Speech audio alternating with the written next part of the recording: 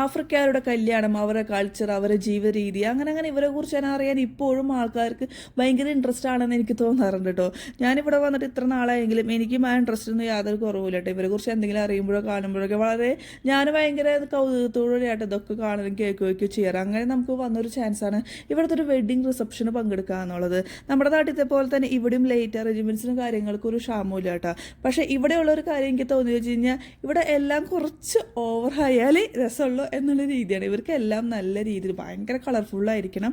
അങ്ങനെ നമ്മൾ അവിടെ എത്തി. നമ്മളങ്ങനെ ഉള്ളിലോട്ട് കയറി കഴിഞ്ഞപ്പോൾ ഉള്ളിലോട്ട് കയറുമ്പോൾ ഹോളിൻ്റെ ഉള്ളിലോട്ട് കയറില്ല. അതിന് മുമ്പ് 2-3 ആൾക്കാർ നിൽക്കണം. അവർ നമ്മുടെ പേരും കാര്യങ്ങളൊക്കെ ചോദിക്കും. നമ്മൾ പേരും കാര്യങ്ങളും പറഞ്ഞു കൊടുക്കുകയും അല്ലെങ്കിൽ നമ്മൾ ഇൻവിറ്റേഷനോ കാണിച്ചു കഴിഞ്ഞാൽ അവർ ഇൻവൈറ്റ് ചെയ്ത ആൾക്കാരാണെന്ന് കൺഫേം ചെയ്തതിന് ശേഷം മാത്രമേ നമ്മൾ ഉള്ളിലോട്ട് കടത്തി വിടുള്ളൂ. അതിന് വേണ്ടിയിട്ടാട്ടോ ഇവർ ഈ ഹോളിൻ്റെ ഫ്രണ്ടിൽ, ഡോറിൻ്റെ ഫ്രണ്ടിൽ തന്നെ നിൽക്കുന്നത്. അപ്പോൾ ഇതിനെക്കുറിച്ചുള്ള വീഡിയോ ഞാൻ ഇനിയും ഇടാം. പിന്നെ ഇതിൻ്റെ ഫുൾ വീഡിയോ നമ്മുടെ യൂട്യൂബ് ചാനലുണ്ട് കേട്ടോ.